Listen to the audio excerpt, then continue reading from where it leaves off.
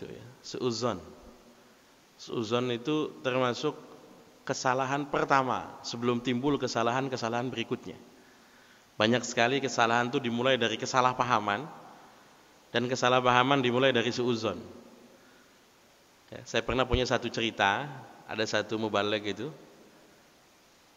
ada satu orang yang setiap ketemu mubaligh ini selalu bilang, ngingetin. Nah, jadi kalau ketemu istighfar, mubaligh astagfirullahaladzim. Besok ketemu lagi pengajian di mana, salaman istighfar, istighfar lagi. Sampai berkali-kali sampai kesel ini mubalighnya. Kamu kok kalau ketemu saya nyebutnya istighfar mulu? Saya salah apa sama kamu? Bukan salah, Ustaz. Nama saya istighfar katanya. Coba nama saya istighfar. Nama saya istighfar. Ini kan kesalahpahaman. Dia lagi nyebutin nama istighfar gitu kan. Tapi kiainya astagfirullahalazim. Itu kejadian nyata itu, kejadian nyata ya, kejadian nyata ya. Bukan apa namanya, bukan buat-buatan, bukan kayak ya, suudzon. Bagaimana kalau ada orang yang profesinya memang suudzon? Orang yang tugasnya dibebani oleh undang-undang, dibebani oleh hukum untuk bersuudzon, bahkan untuk mengeksekusi, yang nggak ada masalah, nggak ada masalah. Polisi jadi eksekutor, ada terpidana mati, wah kan begitu. Tembak. Kalau dia bukan polisi, ya dosa dia bunuh orang lain. Tapi dia tembak atas nama undang-undang, atas nama hukum, nggak masalah, nggak masalah. Bagaimana kalau hakimnya salah vonis? Ya yang salah bukan polisinya, yang salah adalah apakah nanti peradilannya dilakukan secara benar, gitu saja. Tugas kita adalah bersuudzon kepada orang lain, misalnya. Tugas kita bersuudzon kepada orang. Kalau itu memang tugas kita, nggak ada masalah. Ada satu ayat dalam Al-Quran bunyinya begini. La yuhibbullahu al-jahra bis-su'i minal qawli illa man zulim.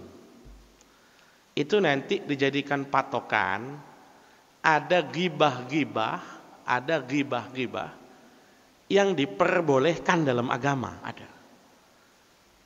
Ghibah itu apa sih? Ghibah itu ngomongin jelek di belakang, itu ghibah. Berarti supaya enggak ghibah kita ngomong jelek di depan. Ya jangan, itu menghina namanya kalau ngomong jelek di depan kan gitu kan. Ngomong jelek di belakang itu ghibah. Saya contohkan kasus sedikit. Ada orang kenalan saya, itu telepon saya. Ustadz kenal dengan yang namanya ini, kenal. Katanya teman Ustadz dulu waktu di Kairo. Betul, saya pernah satu rumah. Orangnya pengen ngelamar anak saya. Menurut Ustadz bagaimana? Ketemuan dulu aja deh Bu, ketemuan. Maka ketika dia ngomong teman saya ini pengen ngelamar anaknya, saya jelaskan negatif dan positifnya, saya jelasin. Teman saya itu Bu, positifnya bla bla bla bla bla bla. Negatifnya bla bla bla bla bla bla. Terserah ibu nerima atau nolak lamarannya. Gara-gara saya spill info, ditolak lamarannya, ditolak. Marahnya bukan main teman saya itu, marah Bu. Teman satu rumah itu, satu rumah, marah bukan main. Main tega bang sama saya, bla bla bla bla bla bla. Kemudian saya panggil, sini.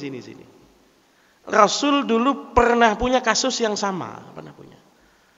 Ada perempuan kalau nggak salah namanya Ummu Kubes. Ummu Kubes itu datang ngadep Rasul bilang, Rasul ada 2 orang yang akan melamar saya, siap. Abu Jaham dan Muawiyah. Apa Rasul bilang? Amma Muawiyah tu fasu'lukun lama lalahu. Jangan kawin sama Muawiyah. Muawiyah itu nggak punya duit. Kalau Abu Jaham gimana? Amma Abu Jahmin fala yada'ul asa an atikihi.